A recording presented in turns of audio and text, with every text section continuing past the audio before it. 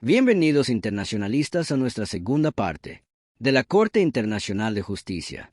Hoy analizaremos los capítulos 3, 4 y 5 junto con sus artículos. Disfruta el video. Iniciemos. Capítulo 3. Procedimiento. Artículo 39. Los idiomas oficiales de la Corte serán el francés y el inglés. Si las partes acordaren que el procedimiento se siga en francés, la sentencia se pronunciará en este idioma. Si acordaren que el procedimiento se siga en inglés, en este idioma se pronunciará la sentencia. Si lo solicitare una de las partes, la Corte la autorizará para usar cualquier idioma que no sea ni el francés ni el inglés. Artículo 40. Trata sobre el procedimiento para iniciar un caso ante la Corte. 1. Notificación de controversia. Los casos se presentan ante la Corte mediante una solicitud escrita. 2. Comunicación oficial. La solicitud debe ser comunicada al Secretario General de la ONU, quien la transmite a todos los Estados miembros. 3. Publicidad. La Corte informa públicamente sobre la solicitud, asegurando transparencia y acceso a la información. Artículo 41. Mientras se pronuncia el fallo, se notificarán inmediatamente a las partes y al Consejo de Seguridad las medidas indicadas. Artículo 42. Los agentes, los consejeros y los abogados de las partes ante la Corte gozarán de los privilegios e inmunidades necesarios para el libre desempeño de sus funciones. Artículo 43. El procedimiento tendrá dos fases, una escrita y otra oral. El procedimiento escrito comprenderá la comunicación a la Corte y a las partes. La comunicación se hará por conducto del secretario, en el orden y dentro de los términos fijados. Todo documento presentado por una de las partes será comunicado a la otra mediante una copia certificada. El procedimiento oral consistirá en la audiencia que la Corte otorgue a testigos, peritos, agentes, consejeros y abogados. Artículo 44. Cuando la Corte necesite notificar a personas que no sean agentes, consejeros o abogados, por ejemplo, testigos o expertos, lo hará a través del gobierno del Estado donde se encuentra la persona. Es decir, la Corte no se comunica directamente con individuos ajenos al equipo jurídico, sino que canaliza la notificación por vía diplomática. Artículo 45. Las sentencias de la Corte se comunican a todos los Estados miembros de la ONU por medio del Secretario General. Artículo 46. Esta comunicación se realiza por medio del Secretario General de la ONU, quien actúa como canal institucional entre la Corte y los Estados. Artículo 47. De cada vista se levantará un acta, que firmarán el Secretario y el Presidente. Esta acta será la única auténtica. Artículo 48. La Corte tiene la facultad de dictar las providencias necesarias para asegurar el buen curso del proceso. ¿Qué incluyen estas providencias? Fijar plazos para la presentación de alegatos, réplicas o dúplicas. Determinar el formato de los documentos que deben presentar las partes. Convocar audiencias o suspenderlas si es necesario. Solicitar aclaraciones o documentación adicional. Unificar procedimientos cuando hay casos conexos. Tomar medidas para proteger pruebas o testigos, si corresponde. Artículo 49. Aún antes de empezar, la Corte puede pedir a los agentes que produzcan cualquier documento.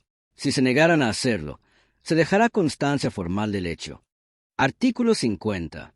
La Corte podrá, en cualquier momento, comisionar a cualquier individuo, entidad, comisión u otro organismo que ella escoja, para que haga una investigación o emita un dictamen pericial. Artículo 51. Las preguntas pertinentes que se hagan a testigos y peritos en el curso de una vista estarán sujetas a las condiciones que fije la Corte en las reglas de procedimiento de que trata el artículo 30. Artículo 52. Una vez recibidas las pruebas dentro del término fijado, la Corte podrá negarse a aceptar toda prueba adicional. Artículo 53. Cuando una de las partes no comparezca ante la Corte o se abstenga de defender su caso, la otra parte podrá pedir a la Corte que decida a su favor. Artículo 54. Cuando los agentes, consejeros y abogados hayan completado la presentación de su caso, la Corte se retirará a deliberar. Las deliberaciones de la Corte se celebrarán en privado y permanecerán secretas. Artículo 55. Todas las decisiones de la Corte se tomarán por mayoría de votos de los magistrados presentes. En caso de empate, decidirá el voto del presidente o del magistrado que lo reemplace. Artículo 56. El fallo mencionará los nombres de los magistrados que hayan tomado parte en él. Artículo 57. En términos sencillos, Significa que si la sentencia de la Corte no representa la opinión unánime de todos los magistrados, cualquier juez que no esté de acuerdo con la decisión final, ya sea en su totalidad o en parte, tiene el derecho de adjuntar su opinión disidente al fallo. Artículo 58.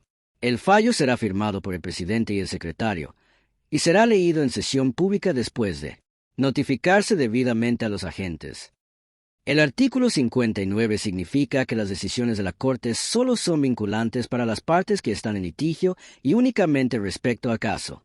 Artículo 60. El fallo será definitivo e inapelable. En caso de desacuerdo, la Corte lo interpretará a solicitud de cualquiera de las partes. El artículo 61 establece la posibilidad de solicitar una revisión de un fallo. Para que la revisión sea admitida, se deben cumplir condiciones muy específicas. Descubrimiento de un hecho decisivo, desconocimiento del hecho, ausencia de negligencia, plazos estrictos. En la historia de la CIJ se han presentado muy pocas solicitudes de revisión y la Corte ha sido extremadamente cautelosa al respecto. Artículo 62. Este artículo establece el derecho de un Estado no parte en un caso ante la Corte a pedir intervenir si cree que sus intereses legales podrían verse afectados por el fallo del caso. Ejemplo hipotético. Supongamos que país A y país B están en disputa sobre una frontera marítima. El país C, vecino de ambos, cree que su propio reclamo marítimo podría verse afectado por el fallo. Entonces, invoca el artículo 62 y pide a la Corte que le permita intervenir para proteger su interés legal. Artículo 63. Este artículo establece que cuando la Corte está interpretando un tratado internacional, todos los estados que también son partes de ese tratado tienen el derecho de intervenir en el proceso para defender su propia interpretación del tratado. Artículo 64. Establece la regla general sobre el pago de los costos procesales, como abogados, documentos, traducciones, etc. Cada parte paga lo suyo.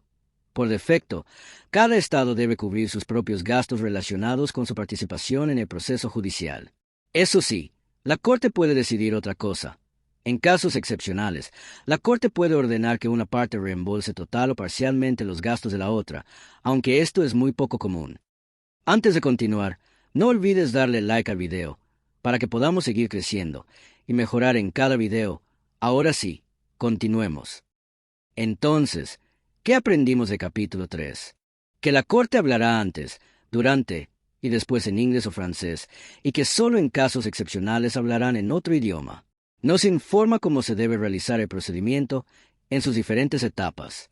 La participación de terceros. Es posible y puede solicitar una participación activa en el caso. Pueden contar con abogados, asesores y expertos. La Corte dicta sentencia incluso si una de las partes no comparece. Y por último, cada parte paga sus propios gastos, salvo que la Corte disponga otra cosa. Comenzamos con el penúltimo capítulo, el capítulo 4. Opiniones consultivas. Artículo 65. La Corte podrá emitir opiniones consultivas respecto de cualquier cuestión jurídica, a solicitud de cualquier organismo autorizado por la Carta de las Naciones Unidas. Las cuestiones sobre las cuales se solicite opinión consultiva serán expuestas a la Corte mediante solicitud escrita. Artículo 66. Se refiere a procedimiento en los casos de solicitudes de opiniones consultivas. ¿Qué significa en la práctica? Este artículo regula el procedimiento que debe seguirse cuando se solicita una opinión consultiva a la Corte. Se informa a todos los estados con derecho a comparecer ante la CIJ. Se notifica a organizaciones internacionales pertinentes. Se pueden presentar declaraciones escritas u orales, si la Corte lo autoriza. La Corte establece los plazos y decide quién puede participar. Sus decisiones sobre estos aspectos son finales. Artículo 67. La Corte pronunciará sus opiniones consultivas en audiencia pública, notificará al secretario general de la ONU y a los representantes de las Naciones Unidas, a otros estados y a las organizaciones internacionales interesadas. Artículo 68.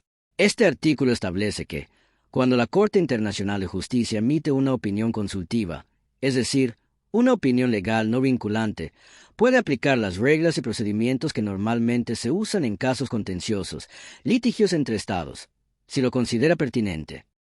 Ahora, ¿qué aprendimos del capítulo 4? Este artículo establece que, cuando la Corte Internacional de Justicia emite una opinión consultiva, es decir, Una opinión legal no vinculante solicitada por órganos de la ONU u otras organizaciones autorizadas puede aplicar las reglas y procedimientos que normalmente se usan en casos contenciosos, litigios entre estados, si lo considera pertinente. La Corte puede aplicar, si lo considera apropiado, las normas de los casos contenciosos en los procedimientos consultivos. El capítulo 4 establece cómo la CIJ emite opiniones legales a solicitud de la ONU y otras organizaciones autorizadas, asegurando que el proceso sea transparente, participativo y jurídicamente sólido, aunque no vinculante. Al fin, llegamos al último capítulo. Veamos qué dice. Capítulo 5. Reformas. Artículo 69. Este artículo vincula cualquier modificación al Estatuto de la CIJ con el procedimiento de la enmienda de la Carta de la ONU. Es decir, para enmendar el Estatuto, se requiere un proceso complejo, que normalmente incluye aprobación por 2/3 de los Estados miembros de la ONU, incluida la ratificación por los 5 miembros permanentes del Consejo de Seguridad, según el art. 108 de la Carta de la ONU. Artículo 70. La Corte estará facultada para proponer las reformas que juzgue necesarias al presente estatuto, comunicándolas por escrito al Secretario General de las Naciones Unidas, a fin de que sean consideradas de conformidad con las disposiciones del artículo 69. Una vez más logramos concluir un tema más. Les agradezco que se hayan quedado hasta el final. No olviden suscribirse y reventar el botón de like. Nos veremos muy pronto. Hasta pronto, internacionalistas.